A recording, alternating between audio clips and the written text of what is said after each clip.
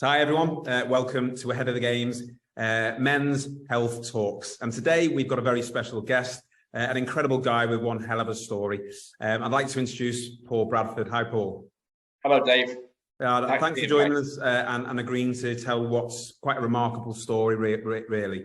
Obviously with it being Men's Health Awareness Month, being November, I think it's important that we get as many people on and we can share, because one thing that I have noticed that men don't really talk about their health, their mental health, or what gets them through them. So let's try and break through that stigma, and we'd love to start with you. So if you just want to give yourself a short introduction, and then the floor is yours.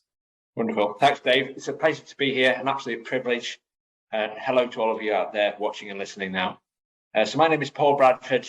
I am mid-40s. I'm not going to tell you exactly my age, but mid-40s. And the reason that Dave has asked me to come and speak to you today is because of recent events that have happened in my life. So I'm a keen triathlete, and in April this year, I was out on a long training ride down into North Wales, heading back after about 4 hours on the road. And first of all, you're putting yourself down here. What were you training for? Okay, so I was training for the World Championships for Ironman. It was a 10-year journey to get there. I qualified last year, and I was 4 weeks away from competing at the World Champs, which is in Kona, Hawaii. It is the yes. It's fair in saying I'm not a triathlete, but it is the pinnacle of that sport. Indeed, yeah. So it's getting out of bed in the morning. Carry on. So, well, I had a crash on the bike. Long story short, I was about 20 minutes away from home, and head down, working hard on the time trial bike in this very aerodynamic position. And I was going about 25 miles an hour on a dual carriageway. And I know I was going 25 miles an hour because that's what my bike computer recorded, because I have no recollection of this at all. Okay. I went from 25 miles an hour to 0, using my head as a brake. Never the best thing to use as a brake, is it? No, it's not recommended at all. So I went into the back of a home delivery vehicle, and a warning: they are not very forgiving. So there's only one winner when you crash one of those. But thankfully, I was wearing a helmet, as I always have done, as I believe in that. And very fortunate of the gentleman who was with me riding is a medical professional. Brilliant. He's the reason I'm here. He saved my life at the scene and was able to call for the blue lights and an air ambulance to airlift me off the scene. So of course he knew how to look after me. When he was on the phone to the emergency response people, he knew what to say. Yeah, which is massive, isn't it? It's huge. As you know, my story, ours is quite similar. Mine was on a motorbike, yours was on a thing, but the same. I had an off-duty paramedic behind me. My leg had been detached. She must have stemmed my femoral artery. I had to be airlifted because I think you would be, as I was, likely to prove at the scene, you weren't supposed to get to hospital. You were going to die either on the road or on the route. Yes. Yeah. Sometimes the stars align, Dave. Definitely. Yes. So I was not in a good way. And as I was airlifted from the scene, my chances of survival were less than 10%. And so I'm here because of two things. First thing is the great medical professionals that looked after me at the scene, and subsequently when I went to the hospital where I was in intensive care in a coma for 10 days. So eternally grateful for those people. And the second thing is I just happened to be in the shape of my life physically and mentally going into that crash. And of course, you could never have predicted what would happen, but I would never wish this to happen to anybody, but the fact that it happened to me at that point in my life meant that amongst all the other people it could have happened to, I had the best chance of not only surviving, but recovering and thriving because of the foundation of health that I had. And that's really an important key when we're talking about men's health. It is that physical health, because very similar to you, I was due to go out to Germany and fight in the World Championships. And I was told 9 out of 10 people would have died. It was only because I was so physically fit, and 9 out of 10 people would have lost their leg. It was only because I was so physically fit, I had age on my side, that I was able to beat the odds in walking again, but also recovering a lot quicker. So I think physical fitness, but as we know, physical fitness isn't just about an exercise about the physical health, it's the mental health as well. It kicks out endorphins, neuropathin, oxytocin, which improves the mental health, makes you more positive. It alleviates stress, insomnia. It is a massive component of physical exercise for emotionally, physically, and mentally. So what you touched on there was brilliant. I just wanted to highlight that. Yes. Yeah, it's a great point, Dave. It's not just when you do a workout, you feel kind of pumped or your heart's pounding. You just feel, to be honest, there are many workouts when I finish it, I'm tired, I'm beat up, but I feel bulletproof. Now, I appreciate I'm entirely human, but the point is it gives me that confidence. Yeah. And that's a huge positive mentally that goes with physical training. Massively. So yeah, you're at the hospital now. Let's keep going. Yes, okay. So I was in intensive care. Where were you airlifted to? I was airlifted to Walton Hospital in Liverpool, which is a specialist neurological centre, which you know well, Dave. I know very well. Saved my life twice now. Yeah, based on the Aintree site, so around just outside the outskirts of Liverpool city centre. Now, that was the place that I needed to go to, given the injury that I incurred.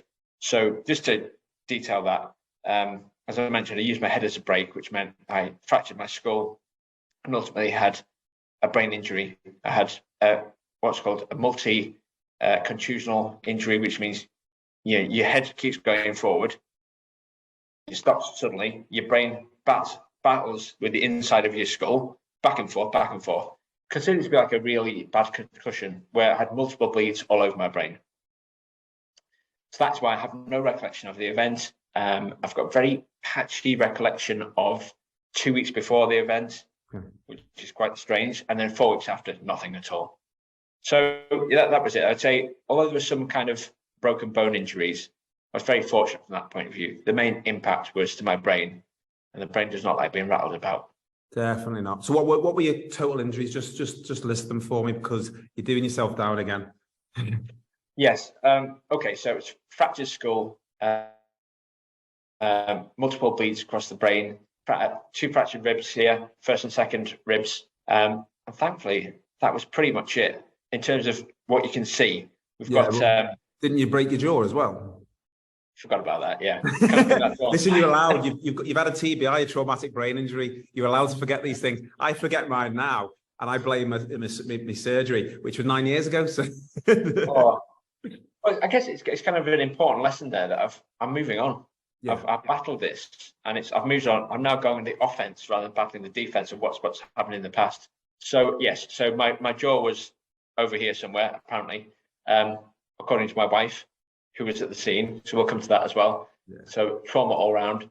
So multiple fractures across the jaw, which is now plated. I've got metalwork everywhere in here, and nerve damage, which is why sometimes my speech gets a little bit funky and slurred, especially at the end of the day. Nothing to do with alcohol, don't drink. But there's nerve damage in here, and also nerve damage in my lower leg. So from my left leg, from the knee down, it feels like somebody else's. I've got pins and needles constantly, 24/7, and it's partially numb. And how mentally, how does that make you feel from what you used to be, the standard, and how healthy and how fit you were, to now having this kind of restriction put on you? Initially, what's that been like? It was, of course, quite a shock to hear about what happened, given that I had no recollection about it. And what Mel, my wife, tells me about it is that there's one day where I felt a bit sorry for myself in hospital. One day, I allowed myself one day to feel a bit blue. And the question that I put to her was, Mel, how am I going to thrive after this? It's not about survival for me. It's not about just being here. It's about maximizing your life. It's about making the most of it, impacting it positively, other people. It's about thriving. And I've always engineered how I can thrive in my job, in my sport, my relationships. And I couldn't see a way out of this. And apparently that's one day where I had that. And after that, I just embraced it. Because whenever you come across an adverse situation, and they're always in fashion, if you go looking for them, they're everywhere around us. Reframing it is something that's always worked for me. So for me, I looked at the adversity and I loved it. I loved having a challenge. I was like, okay, as I was given indications about what my potential would be in the future for my recovery, Which I was one? in complete refusal. Yeah. So let's go through that. Tell us what they said to you about what percentage of recovery you will have, and you should take that as a win. Yes. Okay. I will. Before that, Dave, I just want to put it out there. I've had first-class medical care, and I'm eternally grateful. So my words, no way critical of anybody that's looked after me. As somebody who used to work in the NHS and my wife still works there, I'm so grateful. Yeah, you don't know you need the healthcare.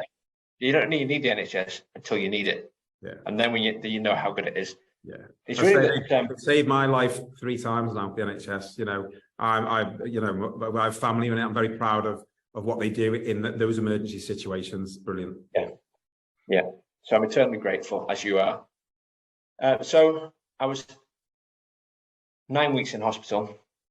And for somebody who never even gets a cold when it's winter, that's quite a departure from what I'm used to.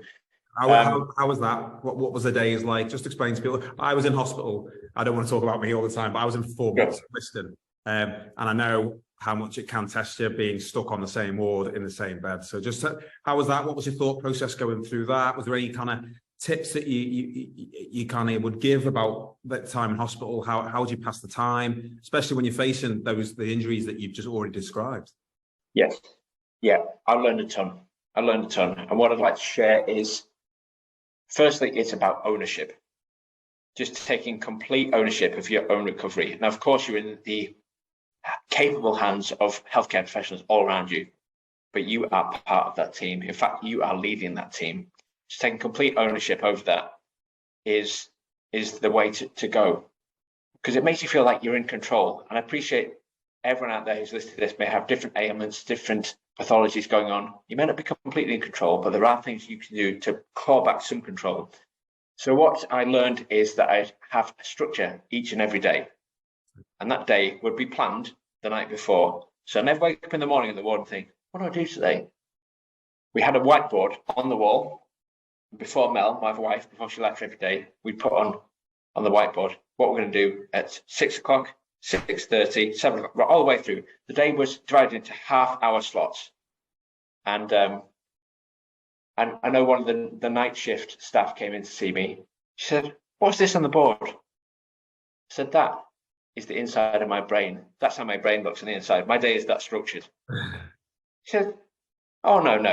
That's very intense, isn't it? It's too intense. And she said, all I want to do any day is I want to get up and just make it to work and head home at the end of the day. That's all I want to do. Wake up, not be late for work. And that's admirable. But I just think differently.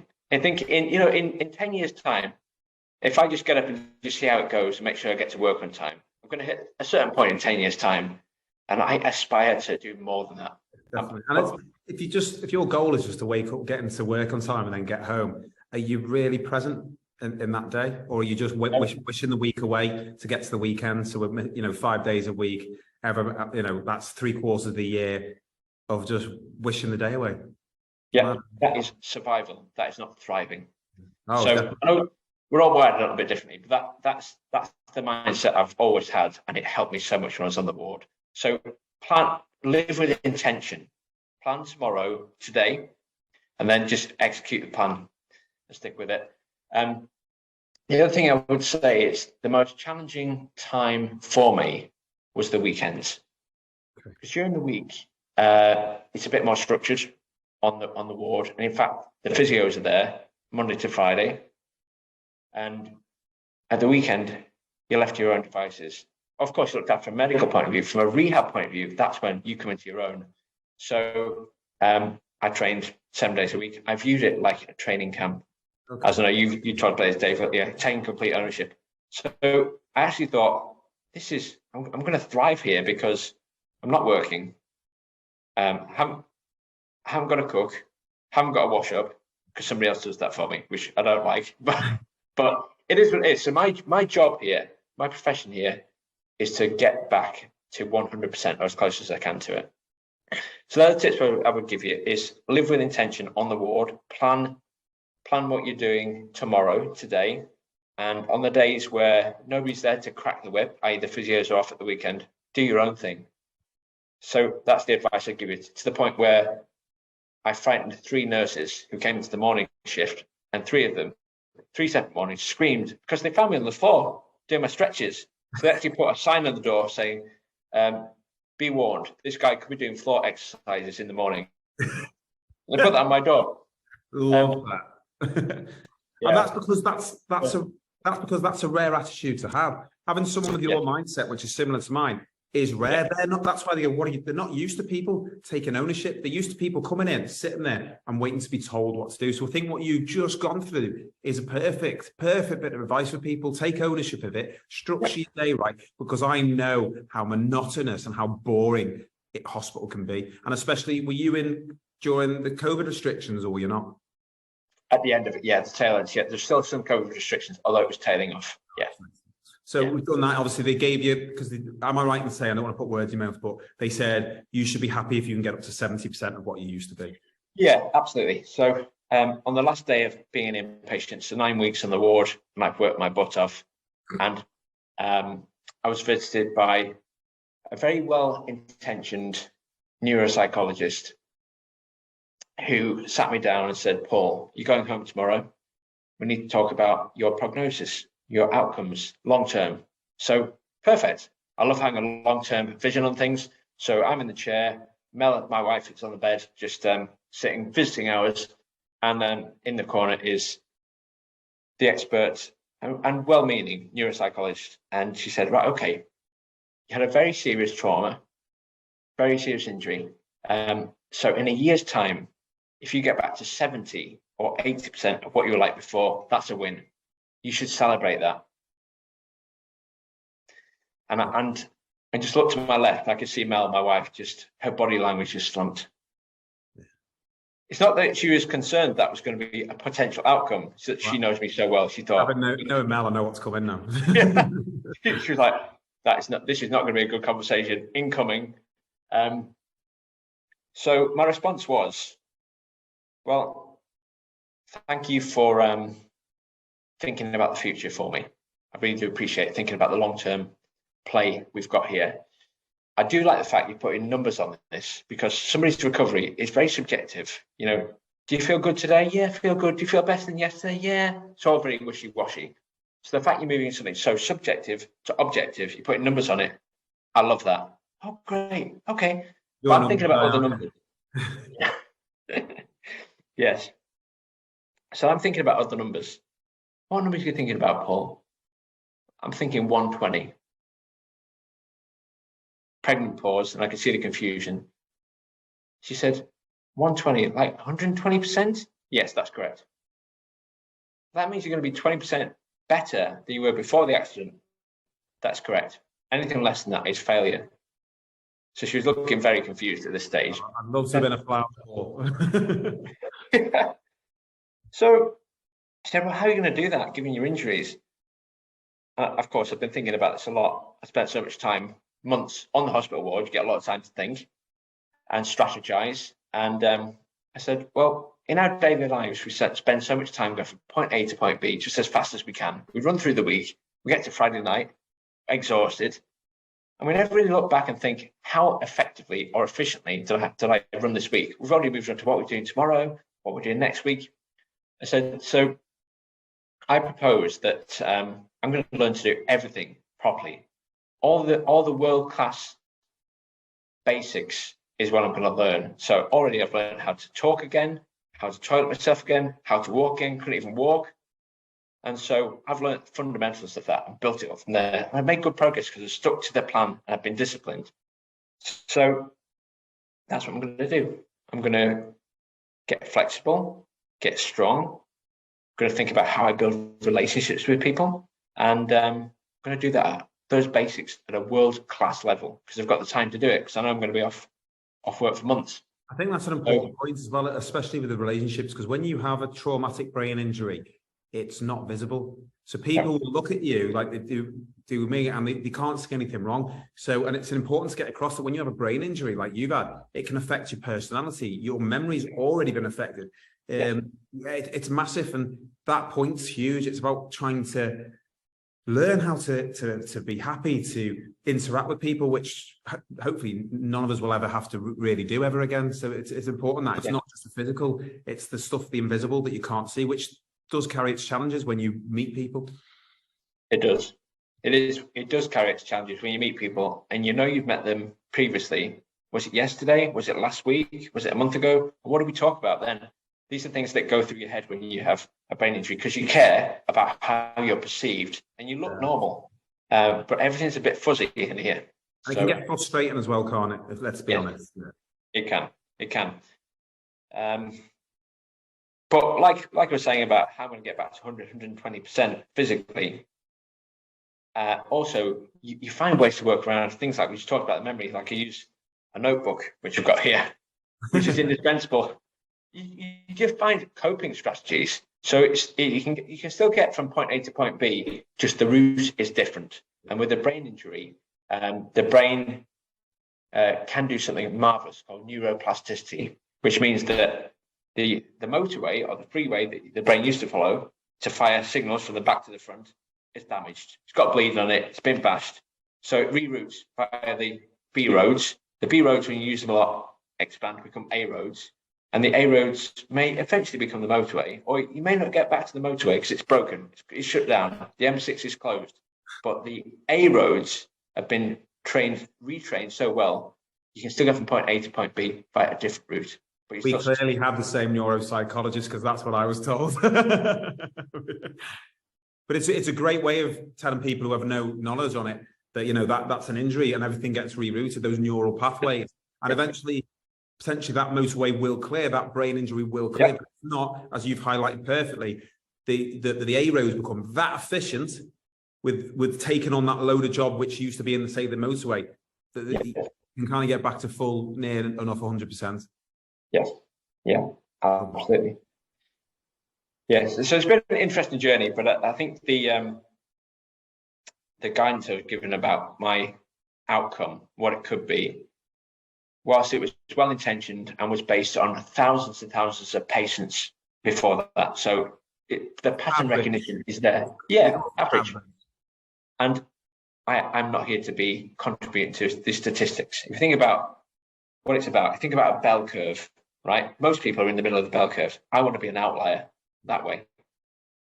Yeah. So and that is a rare attitude and a good attitude, because I always said at the beginning, you know, obviously the stats were horrific for me, and they still are, but I always kind of said at the end of my story, I don't want to be a statistic. I want to be one there that's out on my own, that's paving the way for others to follow.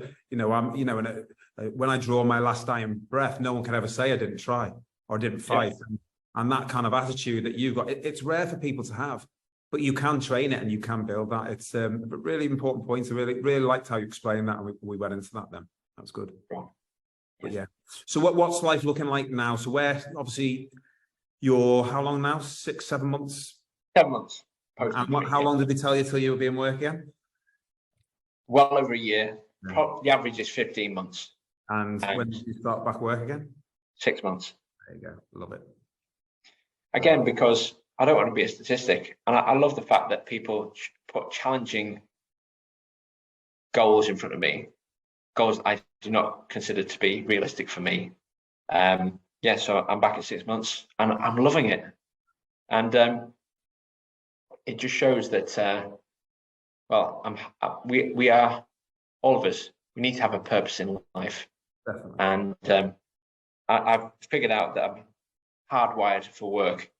And it's not just about working hard, it's about connecting with other people, setting goals with other people, and working towards a goal, teamwork. And then when you get there, you achieve a goal, you celebrate for about 2 seconds, then you set a higher goal and you go again. Yeah. So and that's what's called a relentless personality. There's a book out there written by, I can't remember what his name is, but it's just amazing. It's about like Michael Jordan and how he brought his S&C coach. It'll come to me. By the end, I'll put a link up. If not, it's amazing. And it's called Relentless. And he talks about the cleaners, the closers, and the finishers. And they were saying the cleaner is the one who's relentless because they're there at the beginning. They're mopping up after everyone else. They clean up, they sort everything out. And I just love the way you went into that, because that's the relentless attitude. You celebrate your win for say for like half an hour, but you're already then planning the next win. You already like for Michael Jordan, when he won like his first NBA ring, he wasn't happy. He said, "I'll be happy when I've won my 20th and I've become the all-time greatest." That's a relentless approach, and again, that's another rare. Glover, it will come to me by the end of it. But it's an amazing book to read, and it talks about the psychology of it all and how it, and I use it sometimes when I'm doing my talks, but because you can put it in business as well. Yeah, so. That sounds great, and I think it's really important for the people out there watching this to understand that, because it's not just about the end point, the goal. Of course, the goal gets us up in the morning, the long-term goal. It's important to have direction, but a relentless person does something every day to get better. Better than when? It depends where you start as your baseline. I always took the baseline as yesterday. Am I better today than I was yesterday? Yes. Because if we compare ourselves, am I better than what I was when I was 18? Sorry, guys. We peak when we're 18 as men, and it's all downhill from there. So you need to pick a responsible baseline and then drive forward from there. Otherwise, you're going to drive yourself nuts. So although you may not know exactly how you're going to be from in 6 months' time or 9 months' time or 12 months' time, work on it every day, break it down. Think about what you're going to do today to get better than you were yesterday. Only small things, but if you add those up, the cumulative growth from that is huge. It's like a snowball. I think that kind of doesn't just approach if you're going through adversity or a situation. That could just be in life. Are you a better person than you were yesterday? Yes. Quite simply. And how can I be a better person tomorrow? And that could be drinking more hydration for water, because we're 86% water. It could be being physically a bit fitter, but it could be doing a kind thing for another person. Because when we do that, we change the DNA makeup within our brain because we release chemicals, oxytocin, endorphins, and that makes us a more positive and more mentally resilient mind. So I think it's good to point out that it's brilliant what we're doing for us, but also we're trying to reach other people out there who are just just going through the normal daily grind, who want to kind of break out of what they're doing. And and as you say, it's about, look at what you were yesterday. Am I better than I was yesterday? No. Well, how can I be better tomorrow? And put those little steps in place for the bigger goal. Yes. Is there anything just on a daily basis that you're struggling with, like that you could do before and you can't now? Just a couple of things, because obviously it's all positive, which is amazing. But is there anything that you kind of go, right, I really need to do this. This is starting to get a little bit annoying. Anything like that? Yeah, there's a couple of things which are on my mind.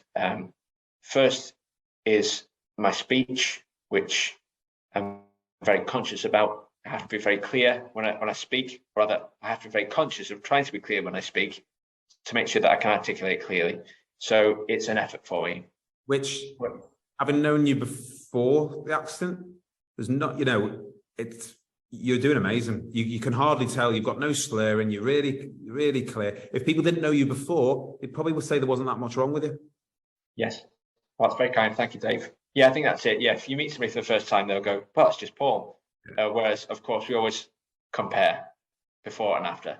And it does depend on the time of the day. So with neurological injuries, brain injuries, fatigue is a big symptom of that. Okay, so at the end of the day, that's been busy, and it's not like busy, I'm digging the road, but it could be I've trained, I spoke to 10 people, I've been on the screen all day, I'm doing things for the kids. And whereas before you just might say, yeah, I'm a bit tired. Actually, I have difficulty speaking.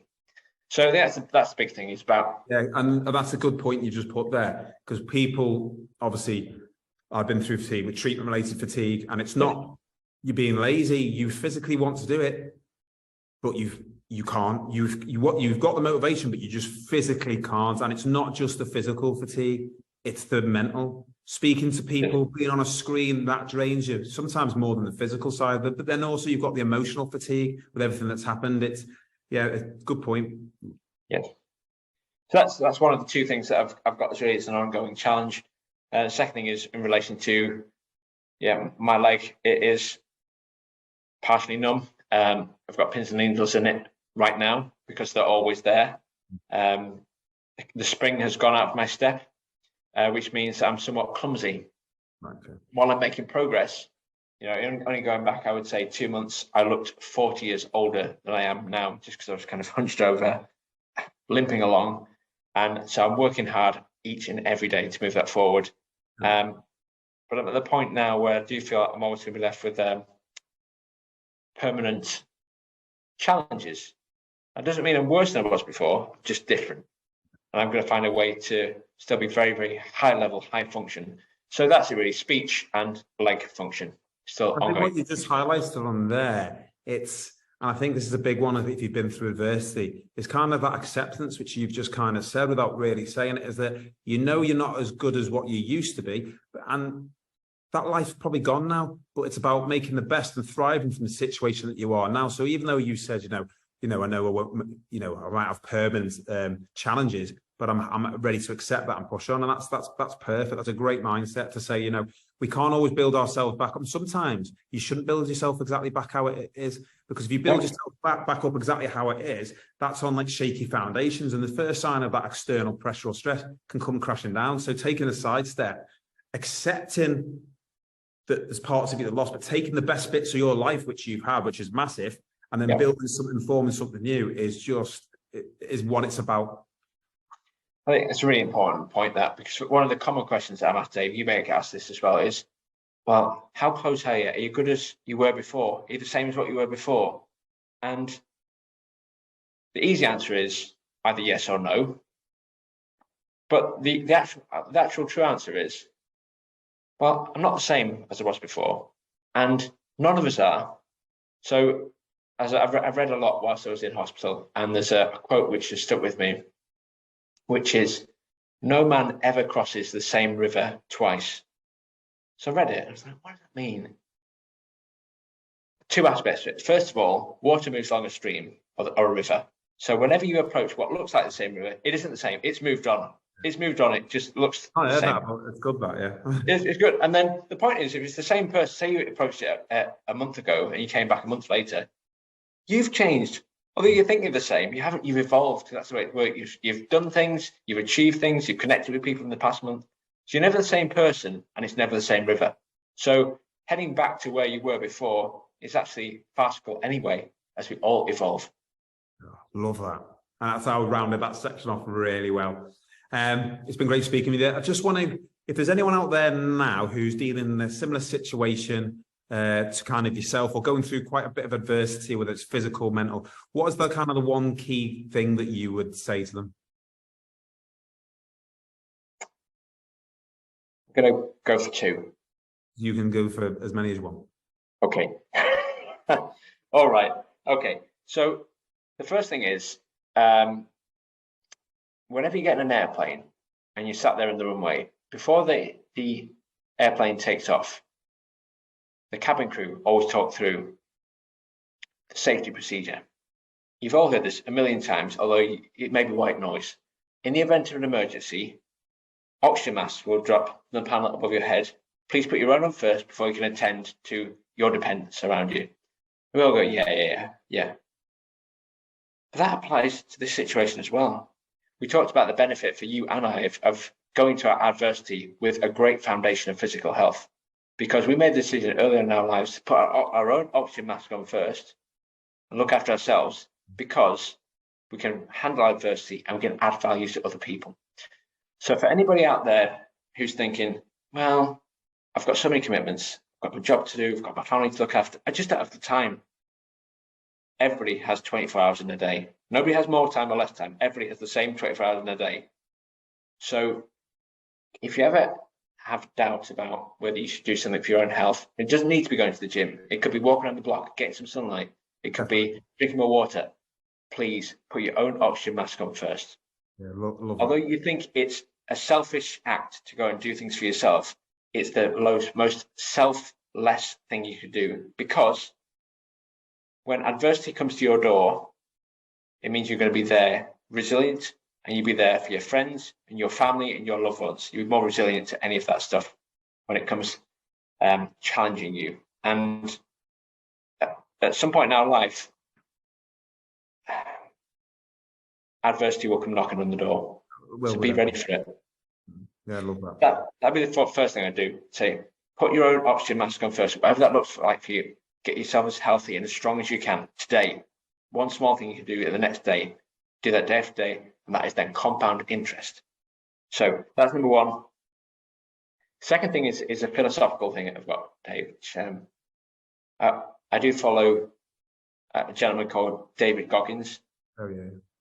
Who you may know, and so he's an ex-Navy SEAL, and he speaks a lot about his mindset, how that's got him through very adverse situations in his life.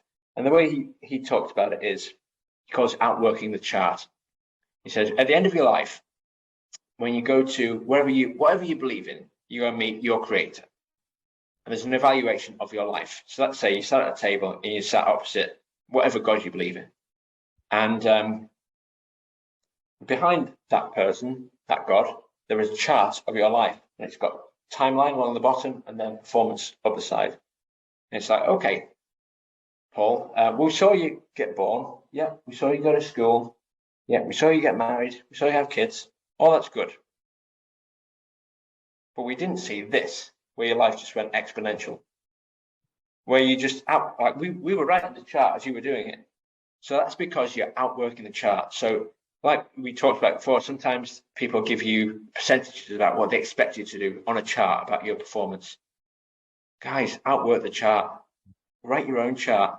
Take ownership. That's something philosophically that really sticks to me, because I want to be the hardest worker in the room, not to compare myself to other people, because I want to beat that chart about my preordained future, my prognosis. Like, I will not accept that. Outwork the chart. So that's the second thing, guys. That's great. Really, really good take homes there as well. It's been amazing speaking with you, Paul. Thanks for giving up your time for us. Obviously, hopefully your story's we're going to get another 3 on before the end of the month. This will be released soon.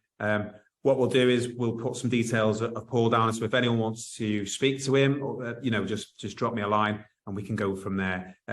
Thank you for your time, Paul. Your story is amazing, and maybe we'll touch back in with you in about 6 months' time when you're in the F1 Grand Prix or something, because that's where you're going. Set your sights high. Well, Dave, it's been an absolute pleasure. Thank you so much.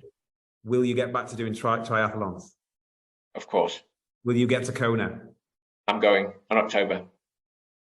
There we go. We've said it here, everyone. We're going to kick count. It's called accountability, and I'm going to make sure he does it. Love your attitude. Thank you for being part of this series, and we'll speak to you soon. Take care. Thanks, Dave. Thanks, guys. Bye. And we'll just end the recording.